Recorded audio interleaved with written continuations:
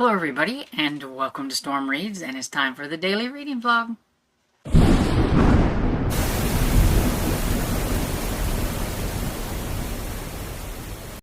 Good morning. It's Monday. It's about 11 o'clock in the morning. I've been doing some things upstairs, some cleanup and other things, just working up here. And I'm getting ready to go downstairs because I need to do a little cleanup down there before I fix lunch. And so I thought I would pop on here real quick, say hello, update you on things that I've been reading on, and then go downstairs. So let's see. I've been listening to the Cheese book, Cheddar Off Dead. I'm 67% into it, so I'm hoping that I can get it finished today and everything. I do have a lot of things that I need to do around the house that requires me being able to listen to an audiobook, so I think I might be able to get it done.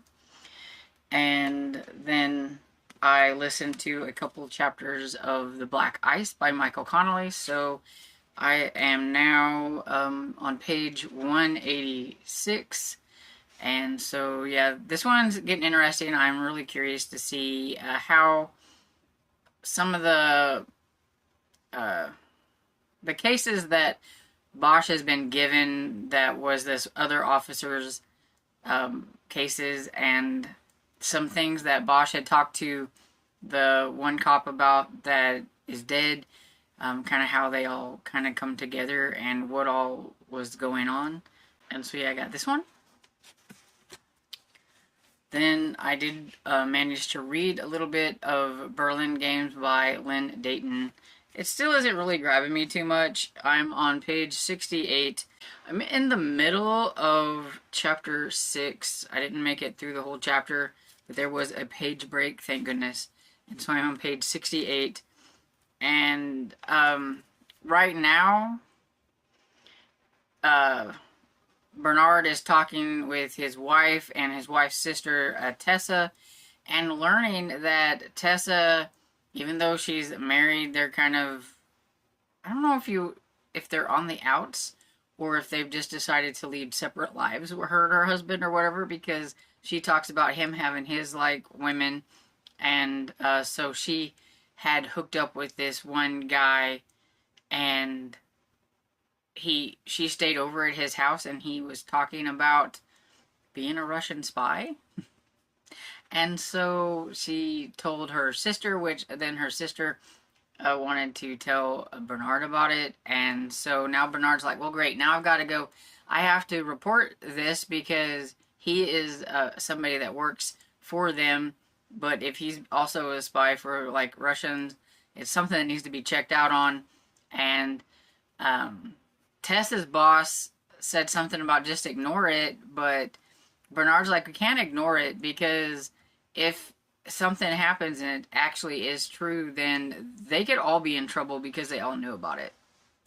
And so that's something, but at least it wasn't just them talking about Bernard going and talking to this Brom Fort. It was something different. But yeah, just a bunch of different things. I feel like I'm like a fly on the wall listening to a bunch of different conversations, and nothing has really happened yet. So maybe all of these things will come together. I don't know. But it just isn't flowing very quickly for me. It's not making me want to just read on this book as of yet. I'm not giving up on it or anything. I'm just not as interested in it as I was hoping I would be. And I have read on the Secret Detective Agency, and I don't remember how far I'm in, so I'm looking. Okay, I'm 17% into it. I feel like this one is flowing rather quickly for me, seeing that I had just started it, and I'm already 17% into the e-arc that I have. I am really interested in seeing how it's going to go. Just right now, Miss Tween, I can't remember exactly how you say her name, and this Arthur Cilento, not cilantro, Cilento, have just met and are talking over everything. And she has brought her cat Marmaduke, which I thought was funny that she's got a big orange cat named Marmaduke. And Arthur is not really excited about this because he has asthma, and having a cat around is not something he's particularly fond of. And she also smokes like a lot. Like, she's already, just in their meeting and stuff, already had 2 cigarettes, which also messes with his asthma. And he's trying not to act like it bothers him too much, you know, trying to be a little bit macho, I guess, maybe, and everything. But he's remarked on how he's not exactly happy about her being there. So there's some history between the two of them that they don't really get on that much. Now, I did say, because Arthur was talking about, you know, in his head, you know, and things, so you were getting to know, she's about in her mid to late 30s. So I'm going to guess that Arthur is probably around the same age, maybe, or a little older. And it is the 1841. So I guess the way he's acting with the asthma and everything would probably fit. It would probably make him seem older than what he is because of the asthma, and probably not, you know, the proper medications and things like they have nowadays. So I have to try to keep that in mind, because he keeps sounding like he's like a 60-year-old man when I know he's not that, but just because of conditions and time period and everything and stuff. But yeah, but I'm enjoying that one. And I think that's everything that I've worked on. So yeah, not too bad. I didn't do too bad last night and earlier today, because I've been listening to Cheddar Off Dead while I was cleaning, and I read a little bit on the Secret Detective Agency earlier today too. So yeah, not doing too bad. So now it's time to go downstairs and get some things done there, and then cook lunch, which is usually something simple as like a sandwich or a wrap or something like that. I don't go all out for lunch. Hey, up for an update here. I finished Cheddar Off Dead by Karina Moss. I thought it was decent. I'd give it 4 stars probably. Mainly because I like the characters. I liked all the characters pretty good.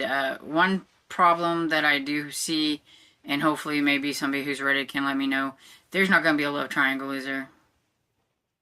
Because it's gearing up for a love triangle between the cop and the other guy. I don't know what was his name, Roman or something like that. And I don't like love triangles. So that is like one of my like hesitations on the series. But yeah, all the characters, from the main character to the side characters, were a lot of fun. I really liked Baz and Archie and the older lady whose name I cannot remember. It doesn't make me crave cheese or any of that stuff. It's just a cheese shop and everything. Not my particular favorite theme whenever I read. I don't really gravitate to foodie shops or restaurants and things like that. But yeah, it was an okay reading experience. I didn't hate it. I think it did take a while for me to really get into it and be kind of invested in what was going on. The first half of it or whatever, I could kind of take it or leave it, I think. It was the second half I did start getting into what was going on a little bit more. I figured out who the bad person was, the killer, and everything. I don't know, I don't think it was too extremely hard to figure out. I wasn't totally sure of the why. I mean, I kind of had a little bit of an inkling on why and everything, so that wasn't surprising or anything like that. And I think my big hesitation on this series right now is I don't want there to be a love triangle. So those who have read the whole entire thing can let me know. I don't need to know who she likes or whatever. I just need to know that the love triangle does not happen, or how many books it happens in, because right now that's like my big hesitation with going forward with series, because I'm just over of triangles. I'm like totally over them. It doesn't make me want to go and pick up the next book in the series whenever I think there's going to be a triangle. So, but yeah, I finished that one, so I'm glad because it was due to go back on Libby like fairly soon, and so now I can let the next person have it and everything. I'm good. I got it done and everything, and got one of the read along type things that I'm participating in for March Mystery Madness. I wanted to get that one done because it was Tiffany's from the Beach Bum Bookworms and everything, and I kept telling them that I was going to eventually read the first book in that series. I knew I wouldn't like it as much as a lot of other people, and that's fine, but I did hesitate on it because I was like, I'm gonna hate this book and everybody loves it. But no, it came out okay. Personally, it's probably more like a 3.75, but I give it 4 stars, you know, bump it up to on Goodreads and stuff like that. But yeah, it was decent. Now I'm going to get off here, and I don't know what I'm going to do, but I'm going to do something. I need to work on some things, so I need to edit a video. Maybe that's what I'll do. I hate editing. Hey, I'm going to pop in here with the last clip of the day because going downstairs to get supper ready, and then after that I will have live that I'm hosting since it's Monday, and I won't have a lot of time to chit chat after that, and I want to be able to get it edited and all that kind of good stuff. So I thought I would let you know that I have started first book in this bind-up, which is Until Proven Guilty by J.A. Jance. This was my buddy read option that I give people if they wanted to buddy read with me. It's from 1985. And Kat from Cat's Novel Adventure is buddy reading it with me. And anybody else can do so if they would like. I have a spot on my Discord for it under March Mystery Madness. And yeah, we're just reading it as you want to. But I think we're going to try to do from like now when we started it to maybe the 16th and everything. I'm listening to it on audiobook, and I'm enjoying the narration so far. I don't know who the narrator is, but he just gives it that like cool 1980s to me kind of vibe to it. It reminds me of some of those old like private detective shows. Just his voice, it just, I don't know, just leans a good voice for J.P. Beaumont anyway. And yeah, so this one it's kind of sad because it is about the death of a 5-year-old child and everything, and I think it's going to have something to do with a religious kind of cult or whatever, and maybe some abuse and things like that. So might have a little bit of a hard topic for some, but so far I'm really enjoying it. I'm chapter 6, and I like J.P. Beaumont. I feel like he's going to be kind of like compassionate but tough as well, and like really kind of listens and just kind of takes things in. And like I said, the narrator really kind of gives it this like really cool like 80s feel to me, a detective or whatever, kind of a gruff sounding detective, but one that is just not all like mean and everything. He's got a bit of a heart too, and so far I'm liking it. So there's that, and yeah, that's pretty much what I worked on this afternoon.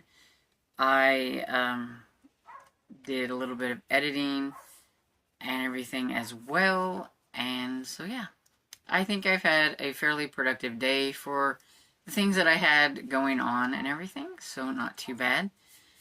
And so I hope you guys are having a great start to your week and everything, and so I hope you enjoyed this video, and if you did, please give it a thumbs up and subscribe, and I'll see you in the next video. Bye!